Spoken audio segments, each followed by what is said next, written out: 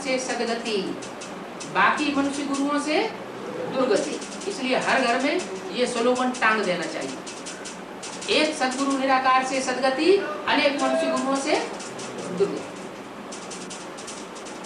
अभी हम श्रीमत पर चलते, नहीं तो इतना ऊंच पद नहीं मिलेगा। क्या कहा? असली बात ये है क्या, अगर एक सत्य की सत्य जो है नहीं चले, एक ट्रुथ गॉड फादर की मत पर चलेंगे तो ऊंच पद मिलेगा, ऊंच से ऊंच पद मिलेगा। अगर थोड़ा भी मनुष्य गुरुओं की मत पर चले या मन मत पर चले तो क्या होगा? इतना ऊंच पद नहीं मिलेगा जितना ऊंच पद देने का प्रतिज्ञा बाप करता है। बाप कौन सी प्रतिज्ञा करते हैं कि मेरी मत पर चलोगे तो मैं तुमको नर से नारायण। तो सतयुग में नर से नारायण पहले नंबर का एक ही बनेगा, सब बन जाएंगे, एक ही बनेगा। इसका मतलब एक पूरा श्रीमत पर चलने वाला 100% है और बाकी सब कुछ न कुछ एक दूसरे के प्रभाव में आ जाए। कुछ न कुछ गुरुओं की मत पर चलने, दीदी दादी दादाएं गुरु तो बहुत बन पड़ते हैं, उनकी मत पर चलने लग पड़ते। तो बताया एक श्रीमत पर चलेंगे तो सदगति होगी, नहीं तो इतना ऊंच पद नहीं मिलेगा। थोड़ा बहुत भी अगर श्रीमत का उल्लंघन किया तो पद नहीं चलेंगे। तुम निमित्त बनते हो स्वर्ग में जाने के लिए, क्या स्वर्ग में ले जाने के लिए तुम निमित्त बनते हो। कौन तुम? माना बाबा की बुद्धि में है ना कोई बच्चे हैं कि तुम निमित्त बनते हो स्वर्ग में ले जाने के लिए, स्वर्ग में जाने के भी तुम निमित्त बनते हो, ले जाने के भी तुम निमित्त बनते हो। और बाकी ऐसे हैं जो दुर्गति में ले जाने के लिए। तो तुम किसको कहा जाता है? हैं? वह किसको कहा जाता है? वह माना धर्म पिताओं की तरफ और उनके फॉलोअर्स की तरफ इशारा किया। वो मेरे सन्मुख आकर ज्ञान नहीं सुनते हैं और तुम मेरे सन्मुख बैठ करके ज्ञान सुनते हो। तो जो सन्मुख बैठ करके सुनते हैं वो मुरली का रास ज्यादा हुआ या जो दूर बैठे सुनते हैं उस मुरली का रास ज्यादा हुआ? इसलिए मुरली ने बोला कि मुरली भी 3 प्रकार का असर करने वाली है। सबसे फर्स्ट क्लास मुरली वो है जो सन्मुख बैठ करके सुनते हैं साकार से। सेकेंड क्लास वो है जो टैप रिकॉर्ड से सुनते हैं, क्यों कहते सुनाता है टैप रिकॉर्ड, लेकिन उसमें वाइब्रेशन और दृष्टि का फोर्स नहीं होता। गुड सेकंड क्लास भी है। कौन सा? वीडियो से सुनते हैं तो गुड सेकंड क्लास, और कागज लेकर के मुरली पढ़ते हैं तो थर्ड क्लास। उसमें बहुत मिक्सरिटी हो जाती है। क्या लिखने वालों की मिक्सरिटी होती है, छापने वालों की मिक्सरिटी होती है, कुछ का कुछ हो जाता है। तो थर्ड क्लास मान लेना चाहिए या फर्स्ट क्लास लेना चाहिए या सेकंड क्लास लेना चाहिए? फर्स्ट क्लास लेना चाहिए है। इसलिए बस तड़पते हैं कि हम विलायत में जाके बैठ जाएंगे तो हम सन्मुख कैसे सुनेंगे। अच्छा, तो बोला कि श्रीमत पर चलने से तुम ऊंच पद पावेंगे, नहीं तो इतना ऊंच पद नहीं पावेंगे। तुम निमित्त बनते हो स्वर्ग में जाने के लिए, वहाँ कोई विकर्म नहीं होता। वहाँ विकर्म, यहाँ इस दुनिया में विकर्म होते हैं। यहाँ माने कहाँ?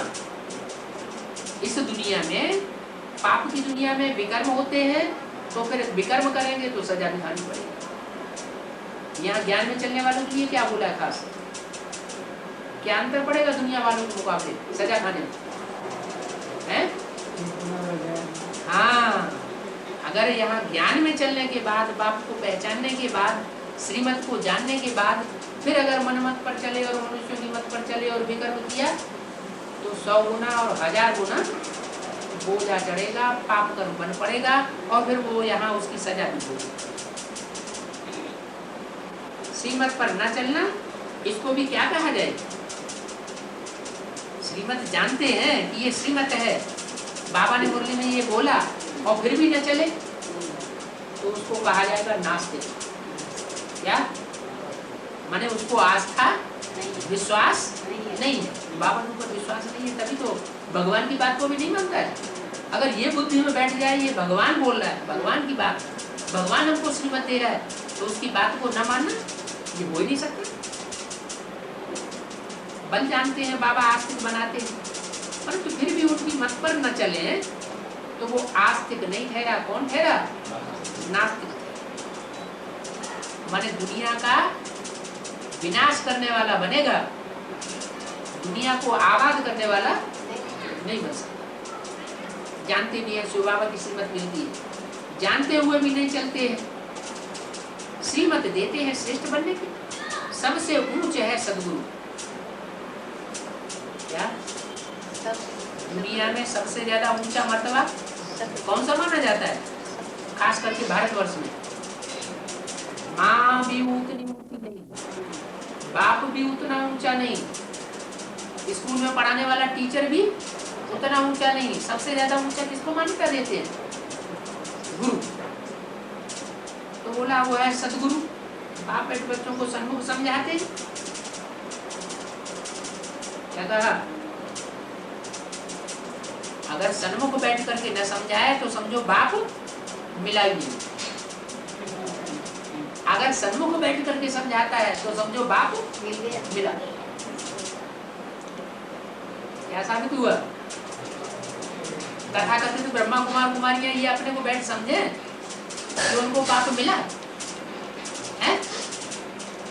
नहीं मिला। अगर मिला तो बताएं कहाँ सन्मुख बैठ समझ सुनते हैं? सुनते ही नहीं है, सुनाते ही नहीं है, समझाते भी हैं। सुनाते हैं पहले, फिर बाद में समझाते भी हैं। कल्प कल्प समझाया था। बाकी शास्त्र तो सभी भक्ति मार्ग के हैं। अनेक ढेर के ढेर शास्त्र हैं, शास्त्रों की भी बहुत इज्जत रखते हैं। जैसे शास्त्रों को परिक्रमा दिलाते हैं वैसे चित्रों को भी परिक्रमा दिलाते हैं। अब बाबा कहते हैं भक्ति मार्ग की सभी बातों को भूल जाओ। क्या? तो शास्त्रों को परिक्रमा दिलाते हैं और चित्रों को परिक्रमा, जड़ चित्रों को परिक्रमा दिलाते हैं कि नहीं? दिलाते हैं, दिलाते हैं। सिर्फ दुनिया वाले दिलाते हैं भगत लोग कि ब्राह्मणों की दुनिया में भी रथ के ऊपर या रथ यात्रा कराते हैं चित्रों की। ब्राह्मणों की दुनिया में भी जड़ बुद्धि जो है उनको रथ पर बैठाए देंगे, देवी देवता बनाए करके उनकी यात्रा कराएंगे, परिक्रमा कराएंगे। बाबा कहते हैं ये सब भक्ति मार्ग है। इस भक्ति मार्ग के बातों से कुछ भी प्राप्ति होने वाली नहीं है। वास्तव में ये यादगार है लक्ष्मी नारायण। इसकी यादगार जो लक्ष्मी नारायण बनने वाली आत्माएं हैं वो सारी सृष्टि पर चक्कर लगाती है बच्चों से मिलने के लिए। उस समय की यादगार है कि उनका अपना शरीर रूपी रथ है। उस शरीर रूपी रथ में वो सुप्रीम सोल विराजमान होकर के बच्चों से जाए मिलता है। उसकी यादगार है वो रथ यात्रा। बाकी वो जड़ रथ पर और जड़ बुद्धि देवताओं को बना करके बैठा दिया गया, आर्टिफिशियल या पत्थरों को बैठा दिया गया, उससे कुछ होने वाला नहीं। अभी बाबा कहते हैं भक्ति मार्ग की सब बातों को भूल जाओ, एकदम बिंदी बन जाओ। क्या? अगर बिंदु रूपी स्टेज में टिकेंगे तो इन बातों के रहस्य को समझ सकेंगे कि भक्ति मार्ग में ये जो क्रिया कर्म कांड जो सब कुछ कर रहे हैं उनका रहस्य क्या है। अब बाबा कहते हैं भक्ति मार्ग की सभी बातों को भूलो, जो कुछ शास्त्रों में पढ़ा है वो सबको भूल जाओ। बातें सब वही है। कौन सी? जो गीता में लिखी हुई है। यज्ञ के आदमी भी वही गीता पढ़ करके सुनाते थे। अंत में भी ऐसा ही होगा, वही शास्त्र की गीता उसी के अर्थ ज्ञान के अनुसार बैठ करके बाप सिखाएंगे, समझाएंगे कि असली अर्थ इसका ये है इस श्लोक का। तो सबकी बुद्धि में बैठेगा। तो बोला शास्त्रों में भी ये लिखा हुआ है। अर्जुन से क्या कहा? अर्जुन से भगवान ने कहा है अर्जुन तू जो कुछ पढ़ा लिखा हुआ है वो सब भूल जा, कोरा कागज बन जा। कोरा कागज बनेगा तो भगवान की बातें बुद्धि में कोरे कागज में अच्छी तरह छप जाए। सब भूल जाओ, कोई भी बातें सुनो नहीं, हियर नो इविल। मनुष्य तो बिल्कुल बंदर मिसल है। बंदर को मिसाल क्यों दिया? मनुष्य सब बहुत विकारी है, जैसे बंदर बहुत विकारी होता है। इनके लिए बाप कहते हैं एक बाप के सिवाय दूसरे की कोई की बात मत सुनो। क्या? अगर सदगति लेनी है तो क्या करना है? एक बाप के सिवाय और किसी की बात सुननी नहीं है। भले कोई कितना भी प्यार से बैठ समझाए, सुनाए, बरगलाए, लेकिन किसी की बात सुननी नहीं। बाप आकर ब्रह्मा द्वारा बच्चों को समझाते हैं।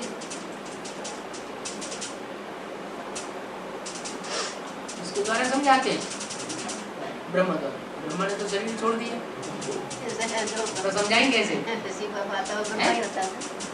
माना क्या ये समझ लिया जाएगा पाप के समझाने का पाठ खत्म हो गया? नहीं। क्यों? ब्रह्मा द्वारा ही समझाते हैं, दूसरे के द्वारा समझाते ही नहीं। समझाते कैसे समझाते? ब्रह्मा तो शरीर छोड़ गए। ब्रह्मा कोई एक मुख नहीं होता है। शास्त्रों में, चित्रों में, भक्ति मार्ग में ब्रह्मा के 5-5 मुख दिखाए। यज्ञ के आदि में वो 2 मुख जो मम्मा बाबा को भी डायरेक्शन देते थे, ड्रिल कराते थे, टीचर बन करके बैठते थे। मम्मा बाबा समझते थे उनको बहुत होशियार, उनकी डायरेक्शन में मम्मा बाबा भी चलते थे। तो 2 तो वो हुए, फिर वो यज्ञ में से चले गए कारण या कारण। उसके बाद मम्मा बाबा कार्य शुरू हुआ कि नहीं? तो ब्रह्मा बाबा ये बीच में एक मुख हो गया। दादा लिख रहा था 2 मुख वो आदि वाले जो डायरेक्शन देते थे मम्मा बाबा को, 3 हुए। और जो आदि में होते हैं वो फिर अंत में भी आते हैं। तो 2 आदि वाले वो 2 ही अंत में फिर आ जाते हैं, जो लक्ष्मी नारायण बनते हैं संसार में। तो कितने मुख हुए? 5। शास्त्र में कह दिया एक मुख को काट दिया। तो जो एक को काट दिया वो फिर ब्रह्मा नहीं रह जाता, वो क्या हो जाता है? वो भगवान का संपूर्ण रूप शंकर का हो जाता है। शिव शंकर मिला के एक कर देते हैं, शिव विष्णु को मिला के एक नहीं करते, शिव ब्रह्मा को मिला के एक नहीं करते, वो शिव शंकर को मिला के एक करते हैं। क्यों? क्योंकि शंकर की ऐसी स्टेज बनती है जैसे शिव समान। इसलिए बोला एक बाप के सिवाय कोई से मत सुनो। बाप आकर ब्रह्मा द्वारा बच्चों को समझाते। माने 5 ब्रह्मा हुए, उनमें से एक तो शंकर का रूप भगवान का रूप हो गया, और 4 बचे, उनमें से कोई एक और है अभी, जिसके द्वारा अच्छी तरह से बच्चों को बुद्धि में समझाया जाएगा। वो पार्ट अभी रहा हुआ जगदम्बा। कौन सा पार्ट? जगदम्बा, जगत की अम्बा। ब्रह्मा माने ब्रह्म माने बड़ी, माँ माने माँ, ब्रह्मा माने बड़ी माँ, जिससे बड़ी माँ कोई होती नहीं। लेकिन वो तो दाढ़ी मूछ वाला ब्रह्मा हुआ, उसकी तो पूजा होती नहीं। लेकिन वही दाढ़ी मूछ वाला ब्रह्मा जब कोई माता में प्रवेश करता है और प्रवेश करके स्वर्ग की स्थापना का निमित्त बनता है साकार में, तो वो जगदम्बा पूज जाए। उसके द्वारा अभी भी समझानी बच्चों को मिलनी बाकी है। इसलिए बोला है कि शंकर की जगह मम्मा को बैठाया होता तो समझाने में सहज हो जाता। क्यों बोला है? क्यों बोला है? शंकर के तन के द्वारा तो परमात्मा बाप प्यार का सागर का पार्ट बजाता है। जो प्यार का सागर है वो कभी मार का सागर नहीं बनता। वास्तव में परमात्मा अथवा शंकर वो विनाश नहीं करता, शक्तियों के द्वारा संहार कराते हैं। शक्तियां संहार कारणी बनती हैं। कौन बनती है? शक्तियां संहार कारणी बनती हैं। तो जगदम्बा का रूप है जो अभी ब्रह्मा के रूप में अच्छी और असली समझानी देगा। बाप तो 65 साल 67 साल हो गए समझाते आए, ऐसा करो, कोई कुछ भी करता ही नहीं। करते हैं? अमृत वेले का क्या हाल है? सुधर रहा है कि बिगड़ रहा है? हैं? क्या हो रहा है? बिगड़ रहा है। सुधर तो नहीं रहा है। क्यों? क्योंकि उतना अलर्ट, तो उतना ध्यान नहीं देते हैं। लेकिन ऐसा भी पार्ट आएगा। तो बोला ब्रह्मा द्वारा समझाते हैं, सदगति का मार्ग बतलाते हैं। बल पहले कितने भी यत्न किए, परंतु मुक्ति और जीवन मुक्ति तो कोई पाया नहीं। जंगलों में जाकर के कितनी तपस्या की ऋषि मुनियों ने, लेकिन सदगति किसी की हुई नहीं। कल्प की आयु भी कितनी लंबी कर दी है।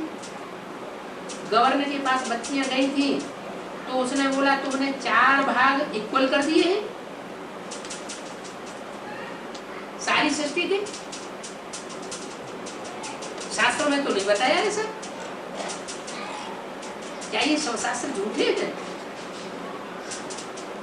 तो उनको कहना चाहिए ये सब बातें समझाने के लिए हमें टाइम दो। ये शूटिंग का राज तुम ऐसे बैठे बैठाए नहीं समझ सकोगे। आकर के हमसे समझो, टाइम दो तो हम तुम्हें बताएंगे ये किस समय की यादगार है जो शास्त्रों में लिखी हुई है कि कलयुग से द्वापर दुगुना, द्वापर से त्रेता तिगुना, वो कलयुग से त्रेता की तिगुनी आयु और सतयुग की चौगुनी आयु क्यों रख दिए शास्त्रों में? ये शूटिंग का हिसाब है। या सतयुग लंबा लंबा इसलिए दिखाया गया कि पहला सीन जो होता है उसका साज सामान तैयार करने में बहुत लंबा टाइम लगता है। मकान तैयार होता है तो पहली मंजिल तैयार करने में ज्यादा टाइम लगता है या ऊपर की मंजिल तैयार करने में ज्यादा टाइम लगता है? पहली मंजिल में तो फाउंडेशन डालना पड़ता है। तो सतयुग की आयु लंबी कर दी। क्यों कर दी? क्योंकि सतयुग की स्थापना में 40 साल का लंबा टाइम लगता है, इसलिए सतयुग शास्त्रों में लंबा कर दिया। तो बोला आकर के समझो, टाइम निकाल करके दो, हम प्रूफ देंगे। आज भी मिनिस्टर के पास जाना है बच्चों को, उनकी तकदीर में होगा तो सुनेगा। क्या मिनिस्टर के लिए कहा क्या? उनकी तकदीर में होगा तो सुनेगा। तकदीर में नहीं है तो वो आ नहीं सकते। बाप के सन्मुख कौन आवेंगे? गरीब निवाज बच्चे आवेंगे? गरीब निवाज बाप के सामने गरीब बच्चे आवेंगे? फिर यह मिनिस्टर और करोड़पति आवेंगे? हैं? एडवांस नॉलेज में कोई करोड़पति निकला है? करोड़पति नहीं निकला जिसके पास करोड़ रुपया हो। बोलिए, अरे इतनी सहज बातें हैं। बाप समझाते कितना सहज है। कोई कहते हैं हमारा तो मुख ही नहीं खुलता। ज्ञान की बातें सुनाने में हमारा मुख खुलता ही नहीं। अरे इतनी सहज बात है, सिर्फ बाप और वर्षे को याद करो। उनको संस्कृत में कहते हैं मनमना भव। क्या बाप और वर्षे को याद करने के लिए शास्त्रों में क्या कह दिया? मन मना भव, 3 अक्षर कह दिए। मत मना भव, मत माना मेरे, मन माना मन में, भव माना समझ। जो मेरे मन के अंदर संकल्प चल रहे हैं वो ही तेरे मन के अंदर चले। तो जैसे सागर में समा गए, तो ज्ञान सागर में समाने की स्टेज को धारण करना है। बाप और वर्षे को याद करना है। शिव बाबा है सभी आत्माओं का बाप। कृष्ण तो सबका बाप नहीं है। क्या कहा? कृष्ण सिर्फ अपने बच्चे का बाप होगा सतयुग में, अपने बच्चों का। लेकिन हाँ, ये तो सबका बाप आया हुआ। सारी मनुष्य शक्ति का जगत पिता है। ब्रह्मा भी बाप है सारी प्रजा का।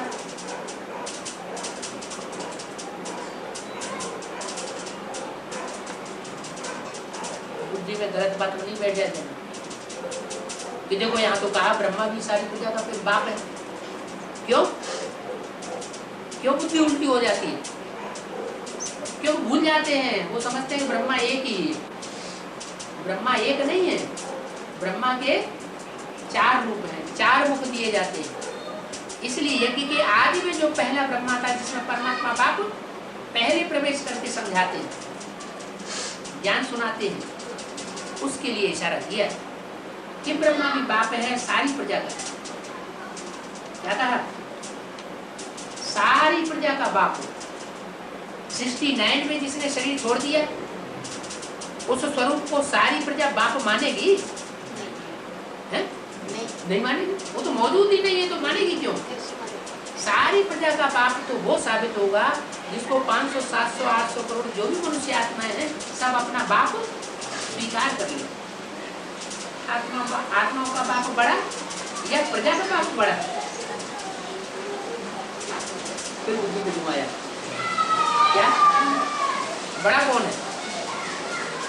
आत्माओं का बाप बड़ा या मनुष्यों का बाप बड़ा? प्रजा का बाप बड़ा? बड़ा कौन है? बोलो।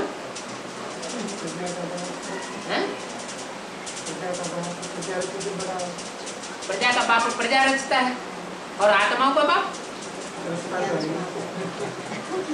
आत्मा तो रची नहीं जाती, आत्मा तो अनादि है, भले अनादि है, लेकिन आत्मा का परिचय देना ही हमारी बुद्धि में आत्मा के स्वरूप को क्रिएट करना है। क्या हमको ज्ञान किसने दिया कि तुम ज्योति बिंदु आत्मा हो? किसने दिया? प्रजापिता ने दिया। प्रजापिता को खुद ही पता नहीं है, खुद ही पता नहीं था कि हम ज्योति बिंदु आत्मा है। किसने बताया? वो सुप्रीम सोल बाप जो आत्माओं का पिता है वो आकर के बताता है कि तुम आत्मा हो। तो आत्माओं का बाप बड़ा हुआ, तो बड़े बाबा को याद करने से बड़ा पद मिला। क्या कहा?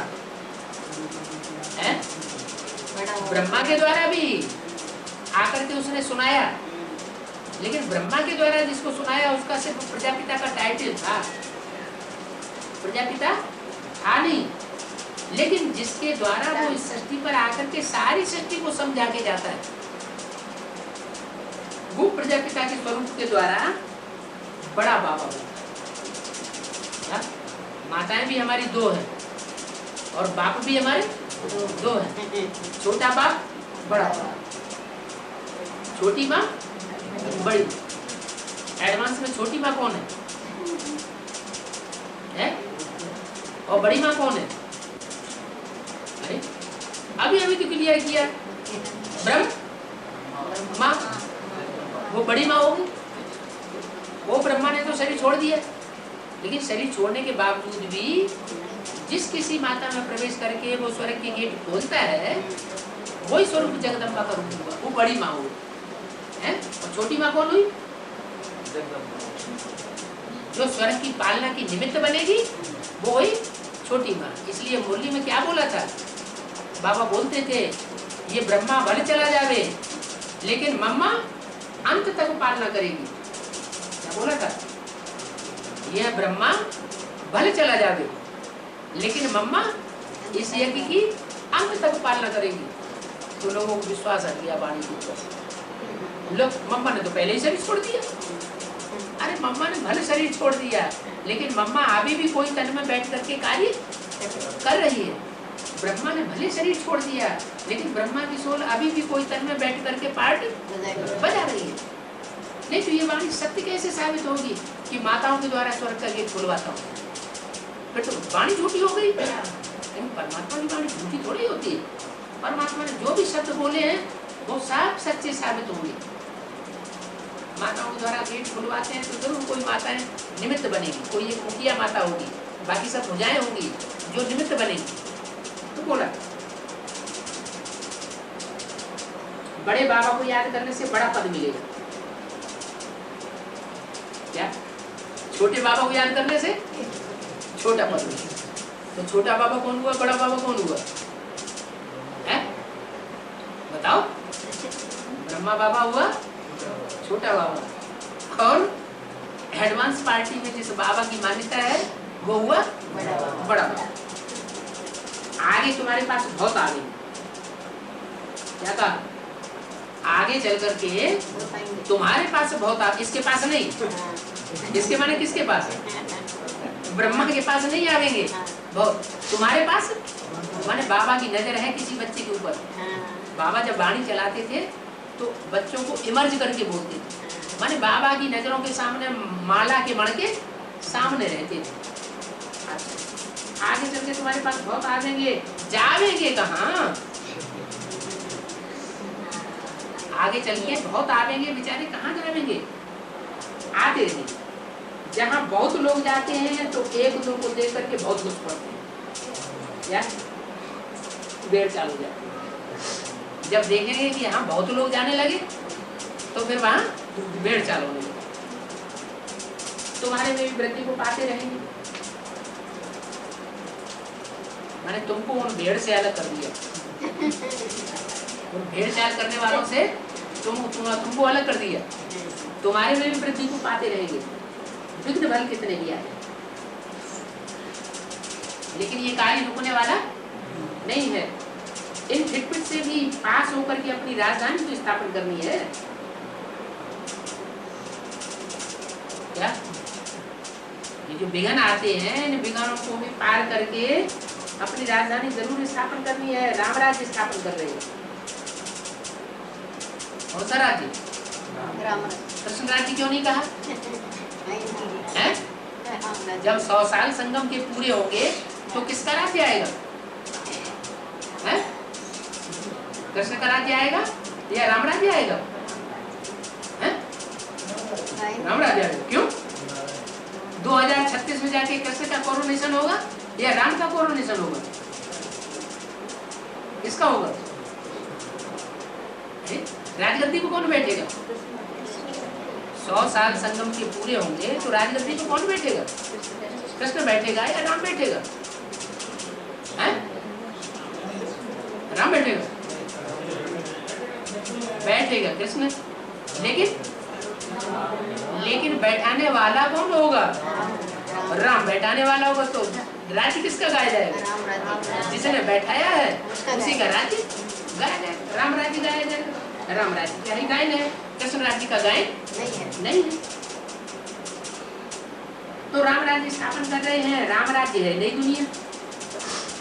तुम जानते हो हम तन मन धन से भारत को स्वर्ग बनाते हैं। इस बात को कौन जानते हैं?